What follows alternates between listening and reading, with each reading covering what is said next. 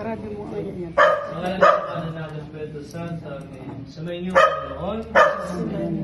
Mga kapatid, sa umagang ito, ay dumudulog sa Diyos, puwan ng ating mahal, na siyang may likha ng langit at lupa. At sa dagpong ito, tayo ay sasama-sama para langin at sa tulong ng langin ng buong Sarado mo yung Reno at ang mga santo.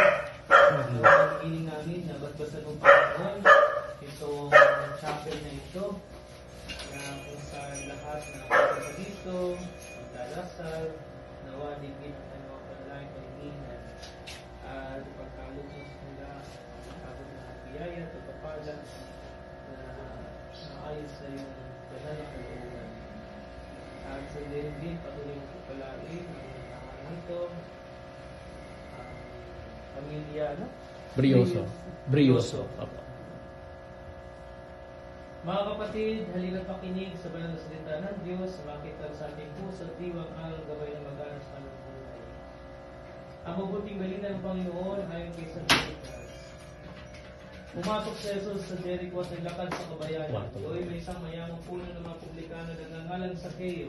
Ang pinagsikapan niya makita si Jesus upang makilala kung sino ito. Ngunit siya'y napakapandag. Dahil sa dami ng tao, hindi niya makita si Jesus. Kaya patakbo siyang nagpaunat umakyat sa isang puno ng sikumulo. Upang makita si Jesus na magdaraan doon. Pagdating ni Jesus sa dakong iyon, siya'y tumingala at sinabi sa kanya, Sakeo, bumaba ka kaagad sapagkat kailangan kong tumuloy ngayon sa bahay mo. Nagmamadali siyang bumaba at tuwang-tuwang tinanggap si Jesus. Lahat na nakita nito ay nagbubulong-bulungan. Nakikituloy siya sa isang makasalanan bay kanila. Tumayo si Sakeo at sinabi, Panginoon, ibibigay ko po sa mga dukha ang kalahati ng aking ari-arian. Kung ako may nadaya sino man, 4 na ibayo sa sauli ko sa kanya. At sinabi sa kanya ni Jesus, ang kaligtasan ay dumating ngayon sa sambahyang ito. Hindi pero ni Abraham ang taong ito sapagkat naparito ang anak ng tao upang hanapin at iligtas sa mga ligaw. Ang mabuting balita ng Panginoon. Pinupuri ka namin, Panginoon sa Kristo. Manahin ka pang surpriso sa pili ng pagpasinaya sa bahay ninyo. Humihiling ang pagbabasbas upang sa paglagay kay kanilang adam ang ipagpukto. Upang sa paglabas dito ay kanilang makamit ay pagtataguyod. At upang sa pagbalik dito ay kanilang makaon na kanyang pagpasok. Hanggang kanay sumapit sa iyong hanggang tahanan. Sa maligayang pagpisan sa iyong Ama sa kalangitan. Hari namin nabubuhay kasama sa Espiritu Santo magpasawalan sa kanya. Amen. Habang minimisikan natin na balatusin itong buong bahay nito, magdasal tayo. Ama namin,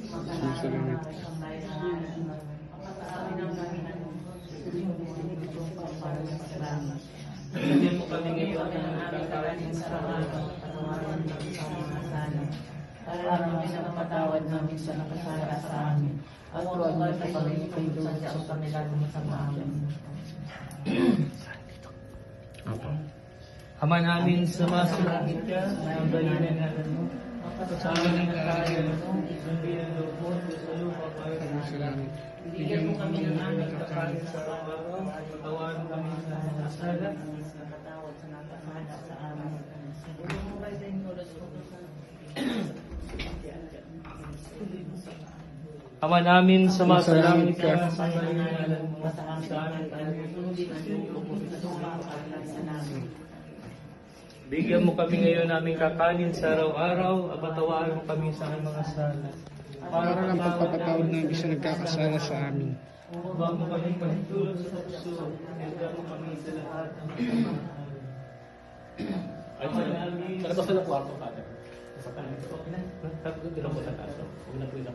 Ama namin, sumasalangit ka sa pangalan mo, sa amin ang nangyari, sa amin ang pagkakasala. Bigyan mo kami ng aming kakanin sa araw-araw, sa mga sala, at kami nagpapatawad sa mga nasala sa amin.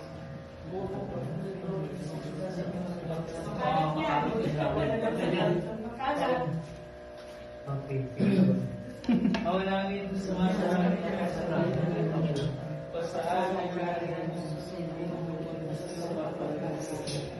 bigyan mo kami ng kakanin sa araw. Tawarin mo sa mga masama.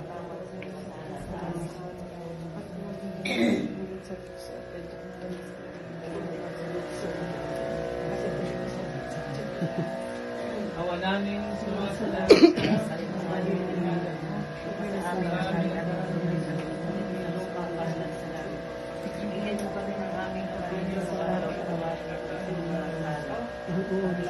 patawad sa mga kasala sa amin. Huwag mo kami, no, nagsitok na sadya mo kami lahat ng pang-aamin.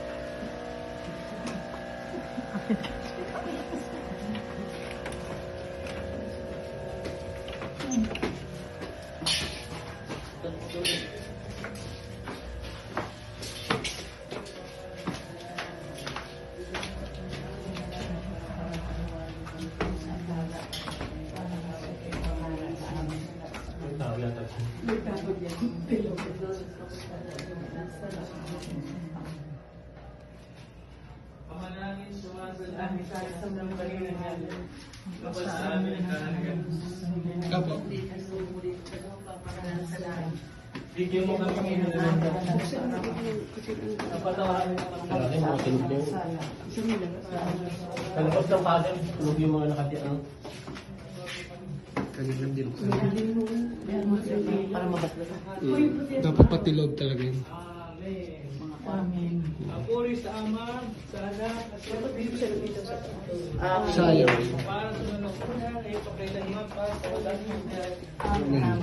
Papuri sa Ama, sa Espiritu Santo. Tiningan si Bata.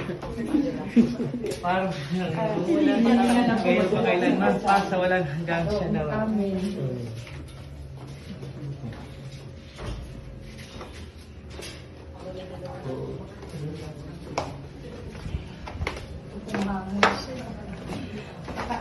Dito ay balik pa dito.